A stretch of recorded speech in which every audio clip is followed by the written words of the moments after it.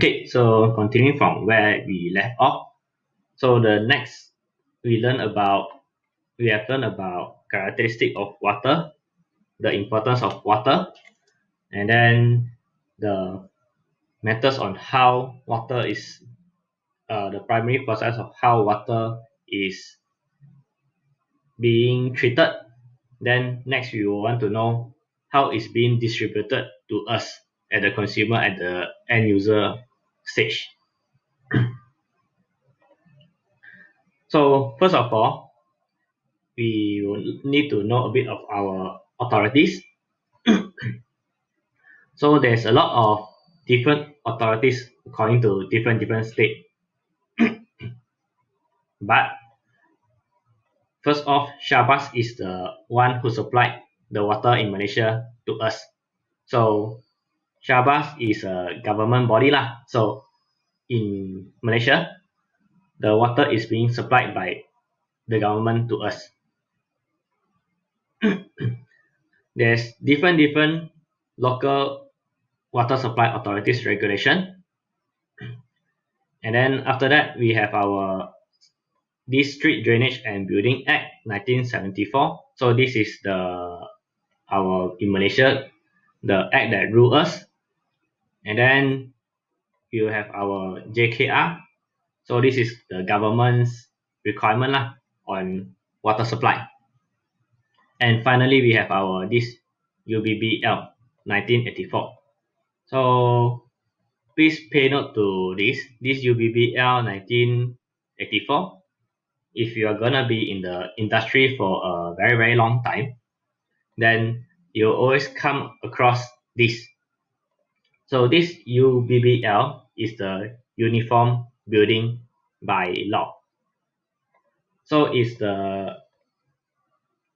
in a building in the construction industry in Malaysia. This is like the Bible lah for Christian religion. So when you're in the industry, when you were to work in the future in your industry, this UBBL is the Bible lah, where architects will refer back to them on how the building should be designed. So if you are free, you can you can go and search online for this regulation or for this book to go and have a look at it lah. So if you were to go through this book, this UBBL, you'll notice that there's specification stated for different type of building. So if you want to learn more about it, you can have a look at it lah. There's a lot of specification on how big a window should be or how big a door should be. So this is already specified in the UBBL. So because of that, you will not find weird kind of building or window or very small room lah, because this UBBL will not allow such design to pass. So just for info lah. Okay, so coming back to water distribution system, there's actually 3 types of water distribution system though. So the first is the gravity, second is the direct pump system, and the third is the gravity and pump system combination. So based on these 3 types, there's an advantage to disadvantage of using this type of distribution system. So first of all, why we want to use gravity is because it's reliable and low operating cost. So if we were to use gravity, in a sense, in a case where we have our water storage tank storing our water at a very high height, like this picture. So when we are supplying the water to the houses or all surrounding, we don't actually have to do anything, because through the use of gravity, through the use of water pressure, the water itself will flow into the house by itself. So as long as you ensure that this storage tank is full, then there will not be any problem with the distribution of water. So this is the advantages of why we want to have a distribution system using gravity. In the case where the water supply is located on top, and based on the usage of the home, as they open the tap, the water will come down and fill and be available for the home user lah. So this is the best and most this is what we like the most lah, because there's no disadvantage to it and it's reliable. So it will be available every time, and the operation cost is low because there's no pump involved. So when you install a pump, you always have problem with this pump. This is where the other two types of distribution system comes into play. So if you are to have a pump, then you have problem associated with operation and maintenance of the pumping station. So because if you were to use a pumping method, there's a lifespan to the pump. So like the lighting in your room, the pump is being made up of mechanical parts. So once the lifespan of the mechanical parts is they have gone through wear and tear, then you need to do maintenance on it. So this is all problem lah that you have that is associated with the pump. And then you also need to buy it. You need to supply it with electricity. And then after like 2 to 3 years of usage of the pump due to wear and tear, you will need to replace the pump. So this sort of method of distribution of water is expensive. But one of the thing good about using pump to regulate or to distribute your system is that your pressure and flow can be easily regulated. So if there is very low amount of water in your storage tank, you will find that if you were to use a pump distribution system, doesn't matter what level of water, you'll always be able to provide a steady or regulated flow of water and pressure. So actually for the gravity system, if you have one of the disadvantages, if you do not have enough water in a storage tank, then the pressure will actually be very low lah and slow. But with a direct pump method, you will not encounter this sort of problem. And what we have usually for water distribution system is we have a mixture of gravity and pump combined. So this is the least cost option lah under certain topography condition. So a figure on how water can be like. So water tower to supply building too high to be served by service reservoir. So to pump up the water from the service reservoir to this water tower, you can use a pump.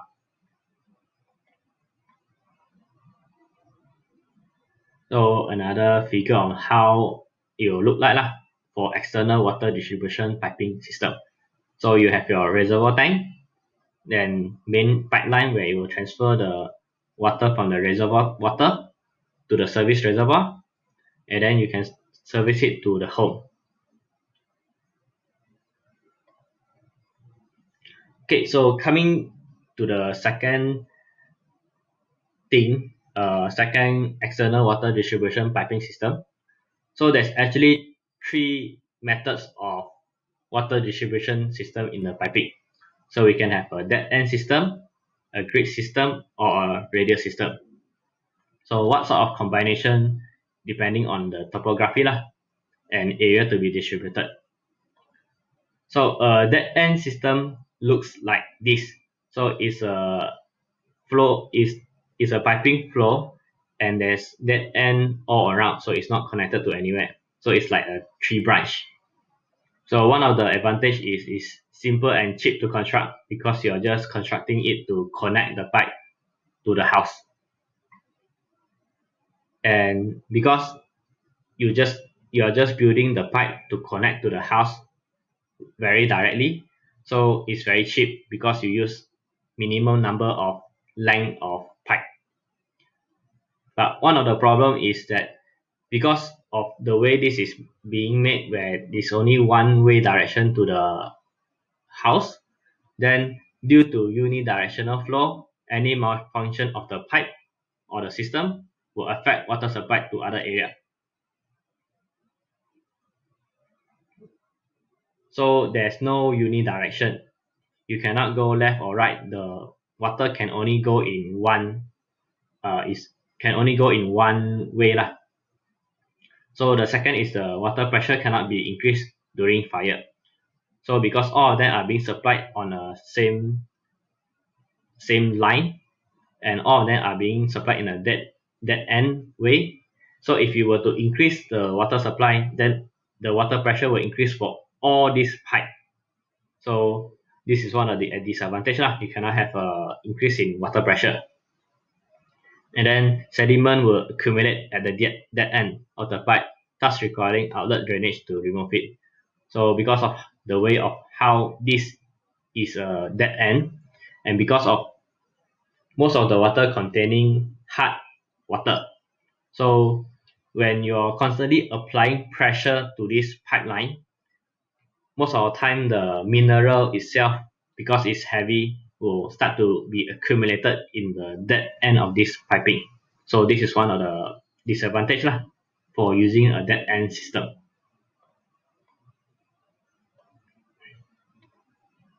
Okay, so next is a grid system. So instead of having all the pipe just ending off at the consumer side, you want to do a grid system where all the pipe is connected to each other. So this is very suitable in a residential area lah. Water can flow in any direction, up, down, left, right. So there is always a movement of water. Whereas in the case of a dead end system, if you were to supply the water to this type of system, the water will just stop moving to here. But in this grid system, because everything is connected, so the water can move around the grid system lah. And one of the good thing is if you want to have a maintenance for the piping, so we can actually just shut off this particular line, and there will be uninterrupted water to everywhere to the other area. But one of the problem associated with this grid system is because everything is connected, then for sure it's more expensive and complicated to design because you need valve and joint to join all of them together, and also valve so that you can service the pipe. So let's say you have a pipe burst here, you need to have install a valve left and right.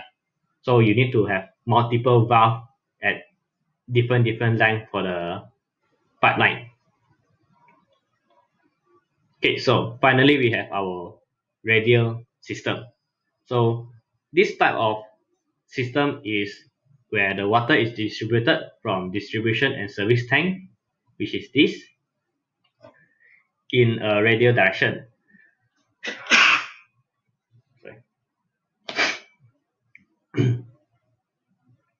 So this is the service tank. So water can be used to distribute the water from to different area lah. But the disadvantage is it require a substantial distribution tank and valve, which involve high cost.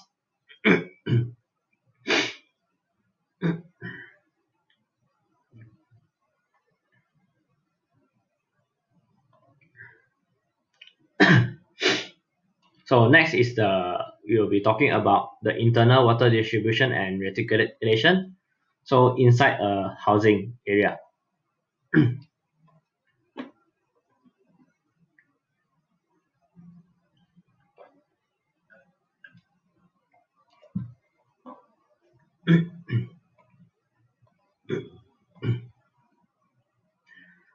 So as previously before, when we are supplying the water from the water treatment plant to the residential area, we have gravity methods and we have pumping methods. When we are supplying water in a low-rise building, so it will be either be in a direct way or in an indirect water supply system.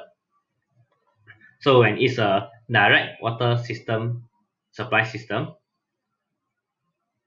it is a large high-level reservoir provide a good main supply and pressure. So it is possible to use direct water supply system in low-rise building such as a double-story terrace. So a direct system is where the fitting is directly connected to the main and cold water system. So one of the features of the direct supply system is that you only need smaller container. The main supply is fed directly to all outlets. So all cold taps are suitable for drinking. You will have higher peak demand on main, risk of back siphon to mains, and less plumbing and installation. And this will come to a lower cost. So idea is this. So instead of having this is a direct water system. So instead of having the water supply being supplied through your water tank first, you're actually able in this direct water system, you're actually connecting your main pipe to your tap. So this means instead of your water going to a big water storage tank, you connect it to all your water outlet. So this is the idea behind the water supply system lah. So usually we do not want to do this. So this is because if you were to have any interruption or if there's high demand of usage, then when you're getting the water from the tap, there will be different pressure each time and different volume. So this is not desired by the user. The indirect way is where instead of the water being supplied directly to the tap, you are actually providing the water to the water tank first. So once you are providing it to the water tank, which is usually located up on your roof, then through the use of gravity, you have through the use of gravity, or maybe in your house you have another separate pump for it to give a higher pressure. Then you have a constant stream of rate of the water supply being discharged with a constant pressure. So this is the detail lah, more in depth on what I just said just now. So the features of the indirect water supply system is that water stored in cistern at higher level, main is fed to the storage, and then cold tap are not for drinking. So the demand from main is moved, building is protected from mains failure. So this mains is actually the supply from the Shabbat side. So the main is the supply from Shabbat side who's supplying the water to us. So there will be more plumbing installation and higher cost because you require more piping to have this sort of system installed. So there's an advantage of this indirect water supply method is large capacity will be able to provide us a reserve of water if there's a failure during is a failure from the main supply. So if there's water contamination or water cut, our water our water tank located on top of our house will be able to still provide us water to use if there's a water supply cut from Shabas. So this is the idea behind it on why we want to have a indirect water supply system. So water supply, the one of the other advantages is also water pressure on the tap supplied from the cistern is reduced. So this will minimize the noise and wear on the taps, which we can see. And also the fittings supplied with water from the cistern are prevented from causing contamination of the drinking water backed by siphonage. So this is how an indirect water supply system will look like. So instead of the shabas directly providing water to our tap, we want to have our pipe go through our water tank on top of our house first. Then from then on, we have a pipe located below our water tank, which will be providing us the water to the house. So this is the indirect water supply method lah.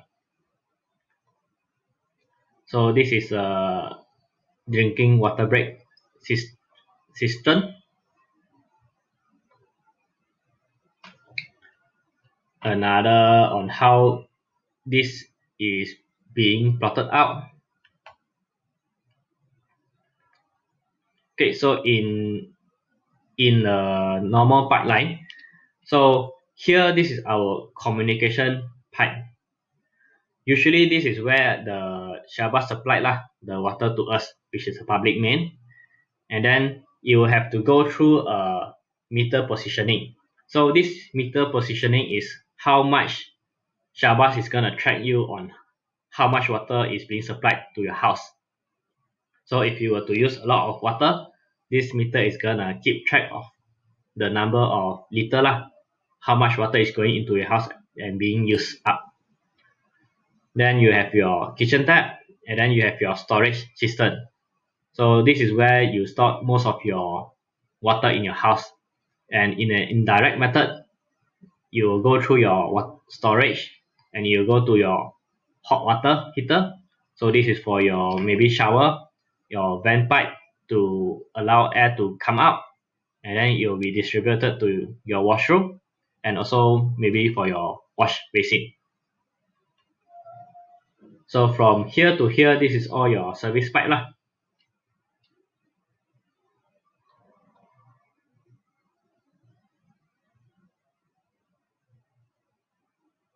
Okay, so another example of the water supply system.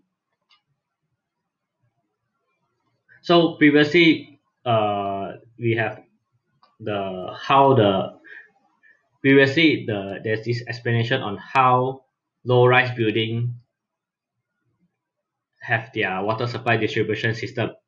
But for the high-rise building, we are also using the same, which is direct pumping or indirect pumping. So there's not much difference from low-rise system to high-rise system. But in high-rise building, direct pumping will never be approved It's seldom approved. So direct building in a high-rise is not will not be approved by the authorities because water failure will always is very high When water failure happens, then the building will not have a constant supply of water. Then it will make it very inconvenient to accommodate the building. So that's why authorities would not approve of this method of water supply distribution for a high-rise building. So if let's say the authorities allow, then this is what you will have where you have a incoming pipeline into the building, and then as the building go up on the floor, it will just keep providing the each floor level with the outlet to the tap. So you have outlet to the tap, and then there will be some storage here, and then you will continue to provide more to other level. So this is usually not allowed by the authorities because the source because it provides an unreliable source of water to the occupant in the building. So next is the indirect pumping from the main. So this is what you usually find in a high-rise building. So in this method, instead of supplying the water directly to each of the tap, there is the main is actually being pumped to a different level of the water storage tank, which is located at different level. So the water will first be pumped to the tank itself first, then only the water will be distributed. This is to provide a uniform flow of the water to each level of the occupant. So to avoid the oversupply by one of the water tank, you have different level. Let's say for a 30-story building, so you have a water tank at the highest floor of the building to distribute water to, let's say, about 10 floor, and then after that at the 20 level there will be another water tank. This is to provide another set of water to the 10th floor below them. So there's this zone lah. So you cannot have only one big tank to supply the water to all the occupant at different level. So it doesn't work this way lah, because the pipeline only has a specific amount of diameter. So it can only accommodate up to a certain range of people using it. Let's say a tank is able to, this tank with this pipe size is only able to service up to 100 people. So if you want to service more than 100 people, then you need to have another tank. So this is the idea behind why the storage water tank needs to be multiple number of them at different story.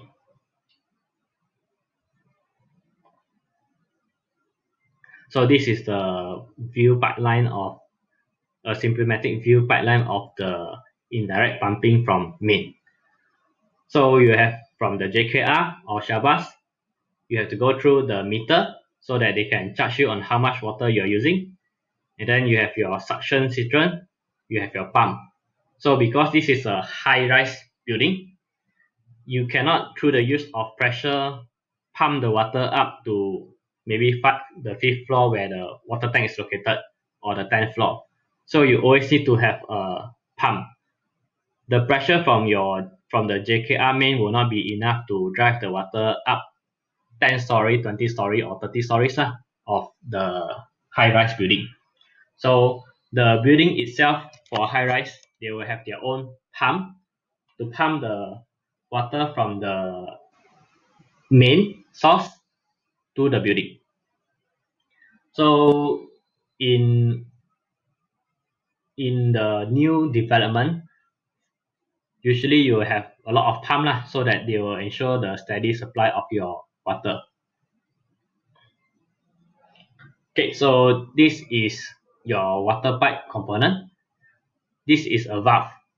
So you have a valve here and left and right to ensure that you can open and close to control the flow of water if you need to do any servicing.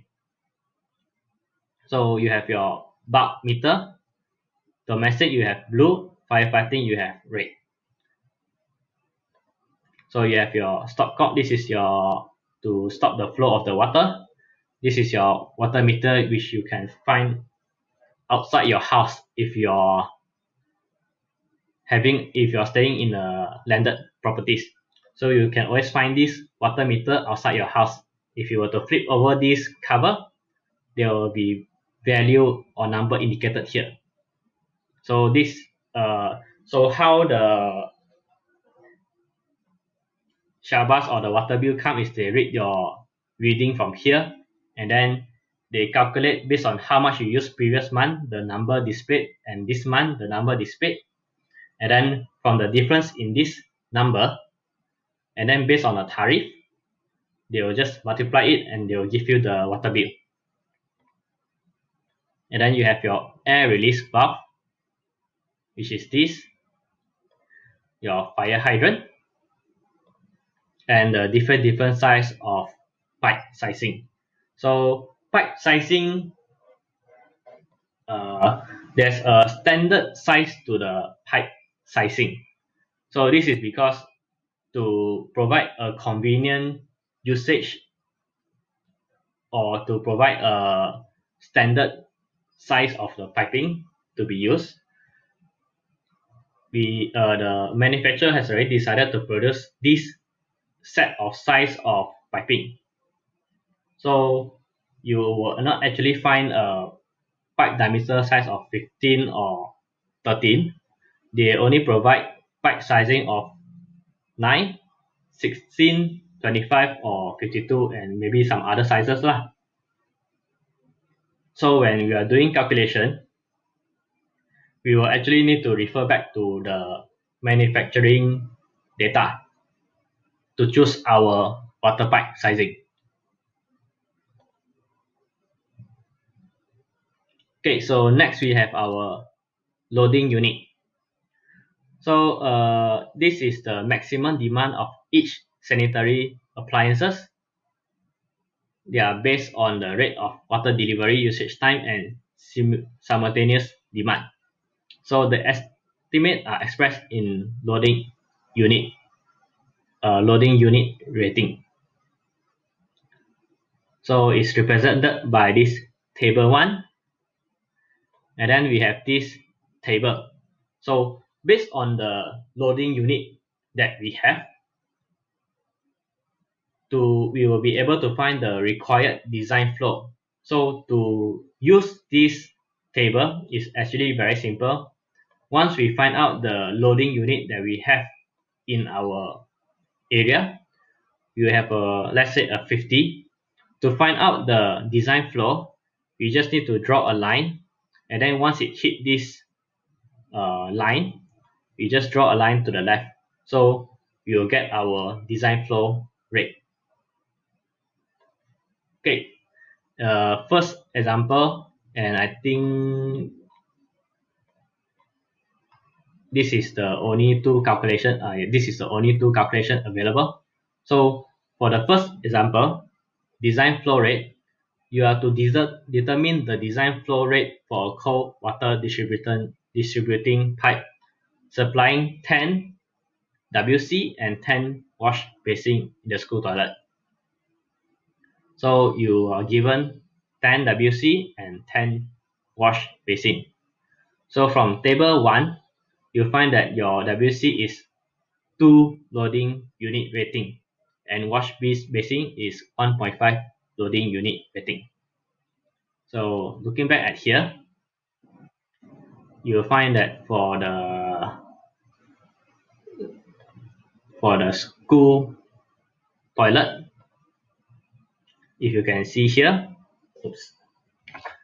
which is school and industrial building, your WC is here and your wash basin is here.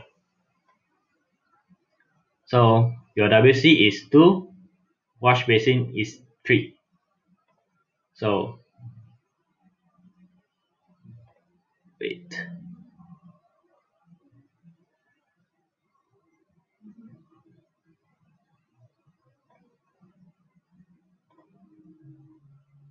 Okay, so there's some mistake here, but never mind. So I'll do it later lah. So this should be 2, this should be 3. So if you multiply them together, you will get a value. So this is already wrong lah. I'll do it later. So this is 50, and then based on this loading value, which is from here, you just draw a line up and you get here, you get 0.82.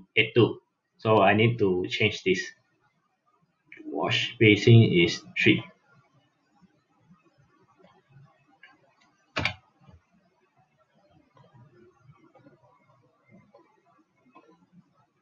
Two, 3. Okay, now this is correct. Okay, so next.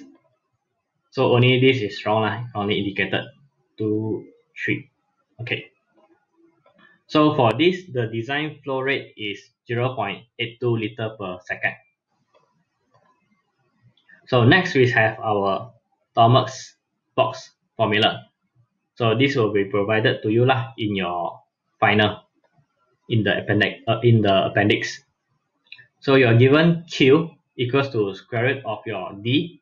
So this is your diameter in mm. So in mm. And then your head of water is in meter. Your total length is also in meter. So the Q you have is in liter per second.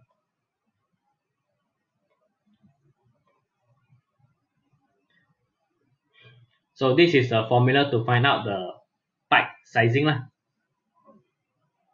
for this topic.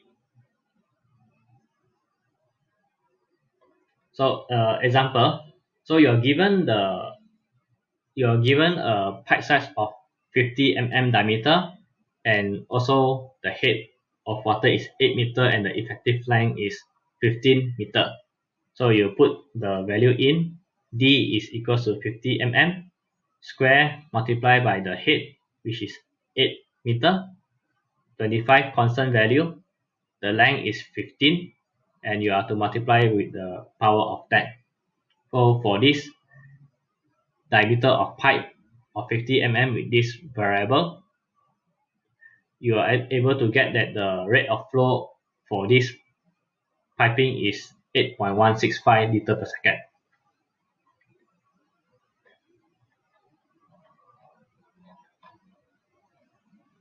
Okay, so then after that, for another example, you're given, instead of the diameter, you're given the discharge of this pipe. And also the head is 3 meter and the effective length is 45.5 meter.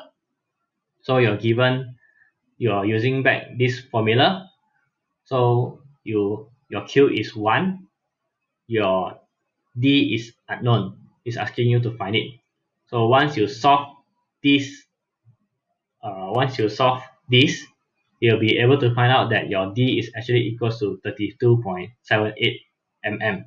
This is the requirement lah. So it's just asking you to find the diameter.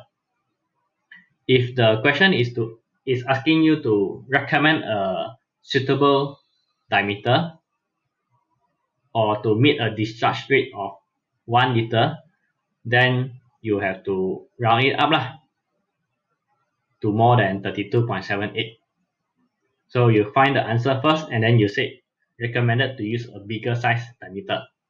So depending on what the question is asking, so you please read and understand and do it accordingly lah to get the full mark.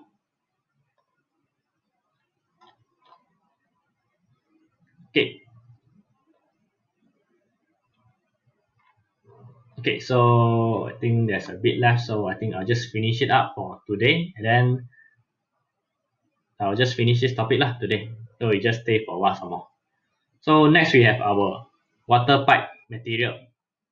So the most common pipe material for internal plumbing are UPVC. This is semi-rigid, easy to cut and join. So UPVC is this white color piping. And then you can have the copper pipe for hot water and the ABS pipe. So it's a strong, excellent, resistant to breaking, scratching, chipping, and wear. So ABS pipe, the blue color pipe. So these are the common material for internal plumbing, which means it's for our house. So GI pipe, formerly used for internal plumbing, is no longer allowed lah by our local authorities. But for main, then we will not be using plastic. So the main material piping which is approved by our authorities can be the AC, which is the cement, cast iron is strong but brittle, ductile iron, this is strong, and then mild steel, also strong, or HDPE, which is a very high density plastic, flexible and good corrosion resistant, and then the UPVC pipe, so it's semi-rigid, easy to cut and join. So most of the time you find during my working time, I find that we are using a lot of ductile iron lah. So this is for the cast in lah, underground piping. So this is the different piping material which can be used for the main or reticulation main. So from the source of water from reservoir to the residential area outside our home. So usually they are using this sort of material for the piping. So this sort of material has one function which is strong, and another thing is they want it to be able to use for a very long service life, where the cast iron is rarely used lah because it's not able to stand for very long. So there are up to 8 factors which are to be considered when you are selecting the piping material. So you want to have a very good corrosion resistance of the material to water. So because water itself has different characteristic where it's hard and there's different mineral in it. So you want it to be corrosion resistant, means the pipe will not be corroded by the hardness of the water. And then next is the strength of the pipe material. So when we want to have a very high strength of the pipe material, because the pipe itself need to withstand pressure. So if your pipe is not strong enough and you were to apply pressure onto the pipe, then the pipe will burst lah. And then next is because the pipe need to be buried, so you'll be buried under maybe 6 to 5 meter of underground, 6 or 5 meter underground. So if the pipe cannot withstand external and internal pressure, then it will not be qualified lah to be used as a piping material. Then next is the durability, means the pipe need to last for a long time, at least 10 years or more. And then we have our cost, which is always important. So if it's too expensive, you cannot use it for piping because we need to install a lot of it. And then if it's very expensive to maintain or replace, then this is also a problem lah.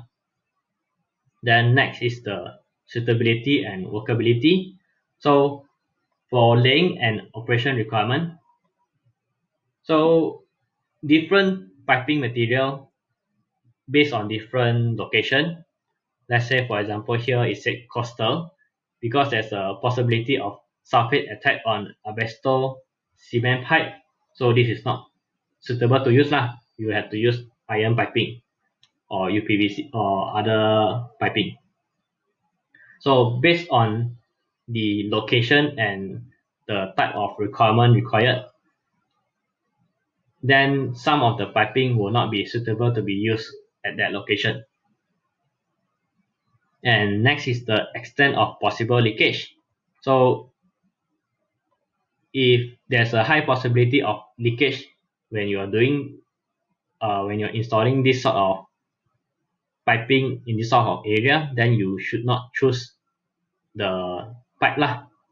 And ease of installation, so the better of it to install, the better it is lah. And lastly is the availability of material. So locally or imported, depending on the price, is tied back to the price. Depending on the price, so usually if it's cheaper, you want to select a cheaper option lah, if the quality or the function is the same. So these are the common pipe size diameter available in the industry.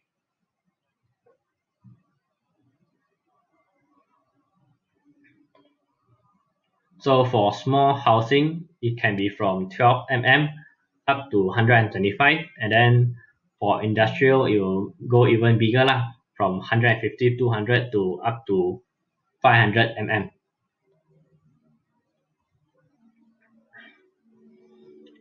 So there's a lot of different common type of water supply fitting in our internal home.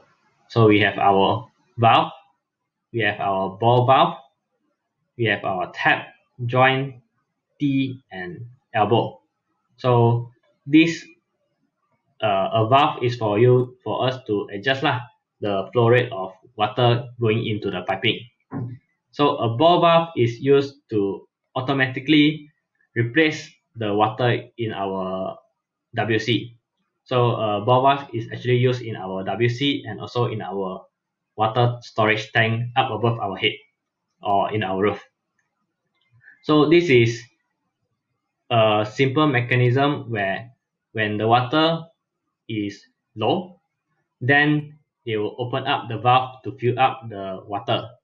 When the water reach a certain level, then the valve will shut off the water supply.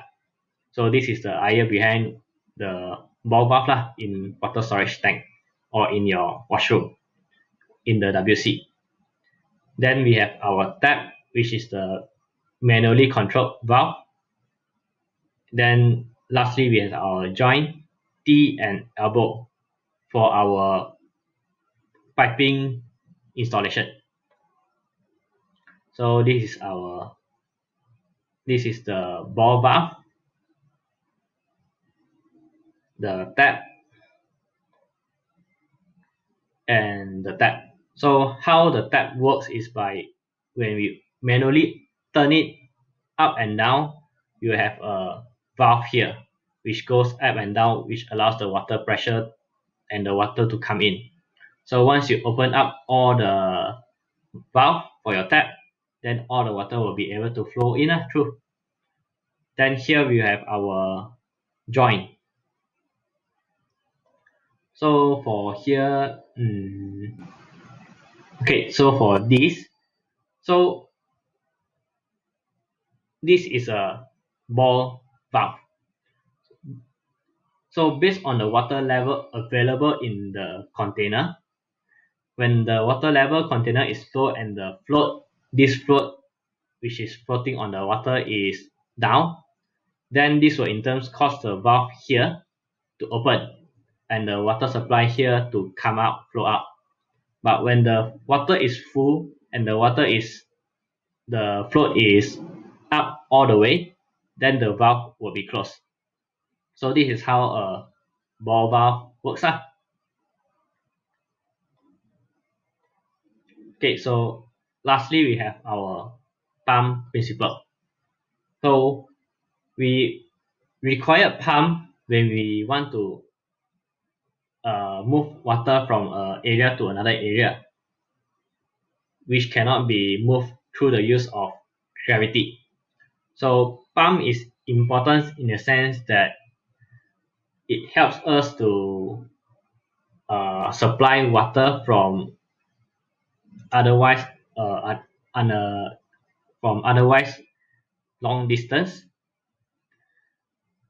So pump is generally driven by electric, gasoline, or diesel. So it is important in water supply system and consume the greatest amount of energy. So the idea behind using a pump is that when there is insufficient head to distribute water by gravity. So water head is the amount of water pressure that the pump can deliver.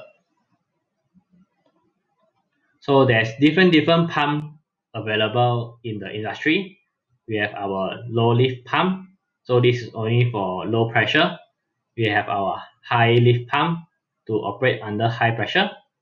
The deep well pump, standby pump in case the other pump break down. We have our booster pump. We have our submersible pump. So a booster pump is the one we use to increase the pressure. So a booster pump is where we increase the pressure within the distribution system or raise water level into an elevated storage tank. So as the name implied, this pump is there to increase the water pressure. And finally, we have our submergible pump. So this pump itself is some sort of like waterproof lah. So the whole pump can be put inside the liquid. For example, this. So this is actually a water pump. A normal pump will be this. So usually a submergible pump is a electrical pump lah. So water pump this is the principle behind the water pump lah. So this is it lah for this topic.